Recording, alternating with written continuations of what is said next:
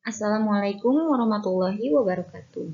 Hai anak-anak, apa kabar? Semoga semuanya dalam keadaan sehat dan selalu dalam lindungan Allah Subhanahu wa Ta'ala ya. Hari ini kita akan mempelajari tema 1, subtema 1, muatan pembelajaran bahasa Indonesia mengenai gagasan pokok dan gagasan pendukung.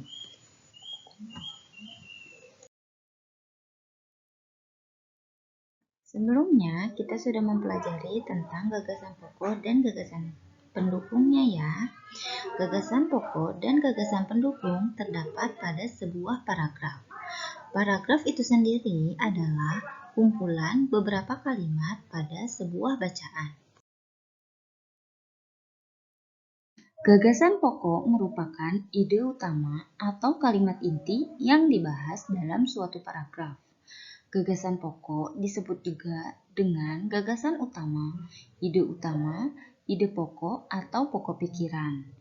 Gagasan pokok dapat ditentukan dengan melihat kalimat utama atau kalimat inti dari suatu paragraf. Gagasan pokok biasanya terdapat pada awal kalimat. Gagasan pokok yang terdapat pada akhir kalimat biasanya ditandai dengan kata jadi, oleh sebab itu, maka, dengan demikian, sehingga, atau kata-kata yang menunjukkan kesimpulan.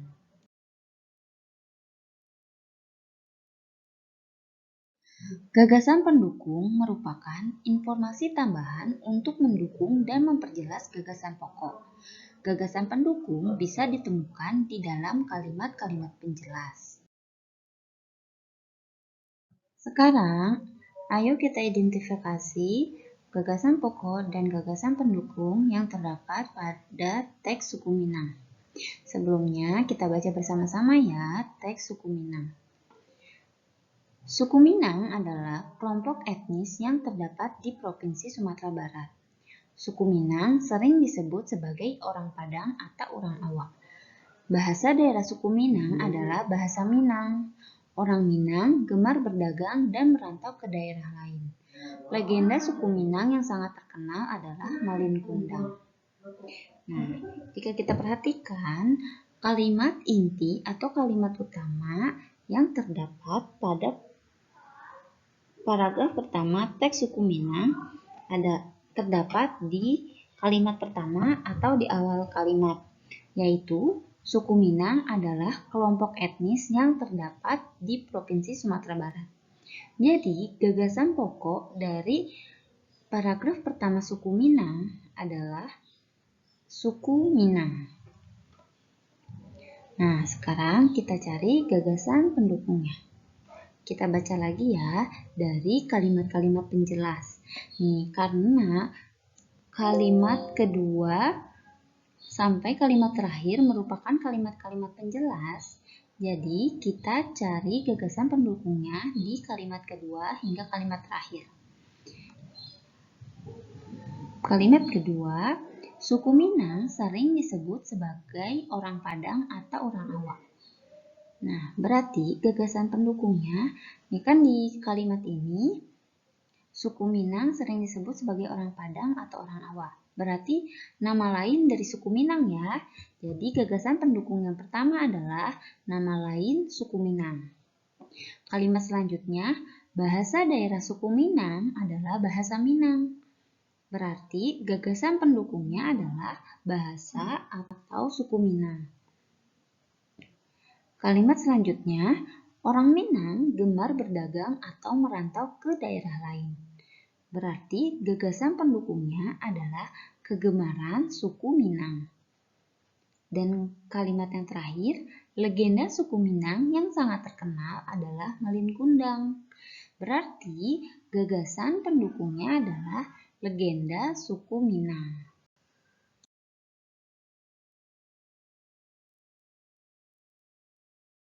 Sekarang kita baca paragraf yang kedua ya.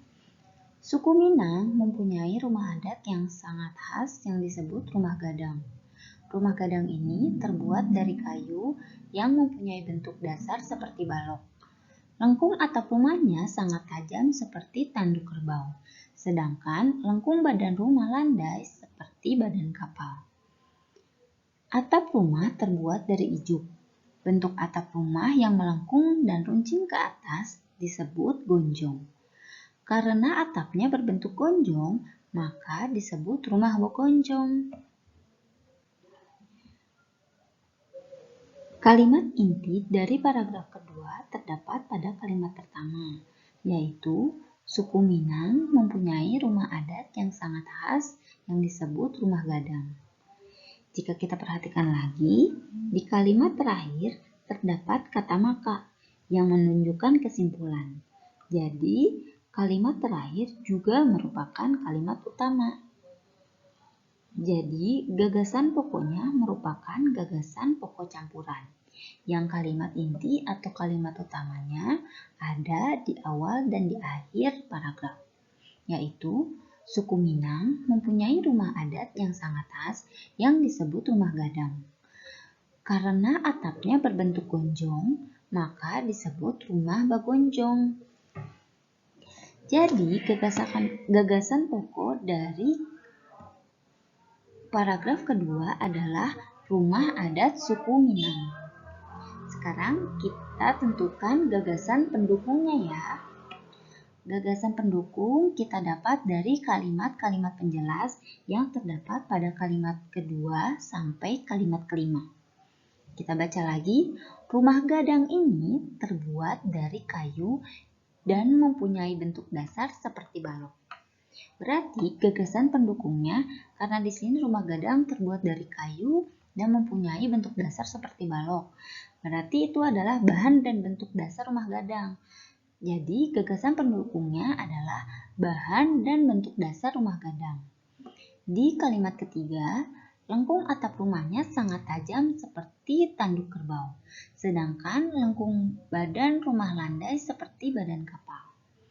Berarti gagasan pendukung dari kalimat ketiga adalah bentuk lengkung atap dan badan rumah gadang. Sekarang kalimat keempat. Atap rumah terbuat dari ijuk. Maka gagasan pendukungnya adalah bahan atap rumah gadang. Nah, yang terakhir kalimat kelima. Kalimat penjelas kelima, bentuk atap rumah yang melengkung dan runcing ke atas itu disebut gonjong. Karena menceritakan atap rumah, jadi gagasan pendukungnya adalah nama bentuk atap rumah gadang.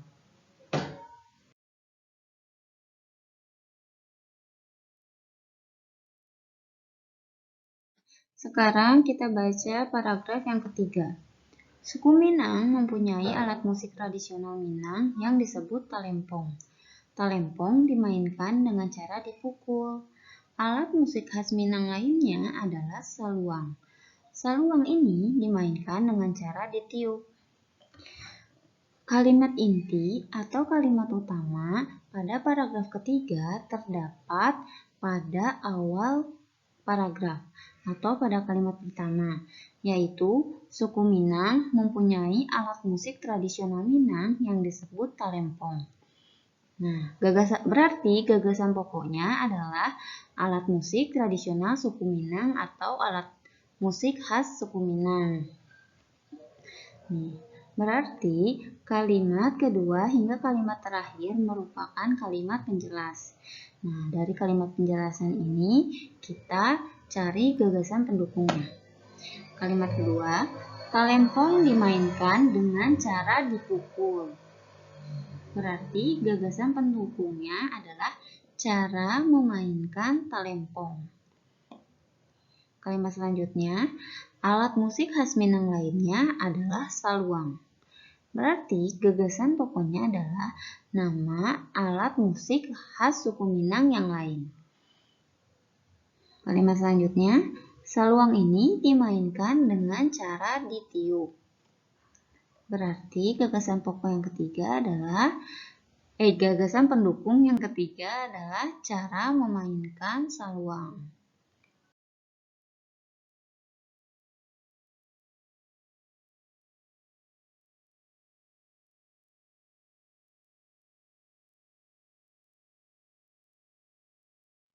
Suku Minang juga memiliki banyak jenis tarian, di antaranya tari pasambahan dan tari piring. Tari pasambahan biasanya ditampilkan dalam pesta adat. Nah, kalimat inti atau kalimat utamanya terdapat di awal awal paragraf ya, yaitu suku Minang juga memiliki banyak jenis tarian, di antaranya tari pasambahan dan tari piring. Gagasan pokoknya adalah tarian khas suku Minang.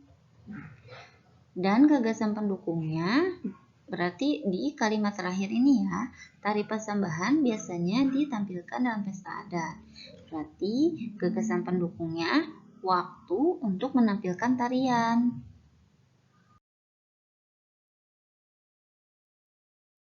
Paragraf yang kelima. Suku Minang sangat terkenal dengan berbagai makanan khasnya.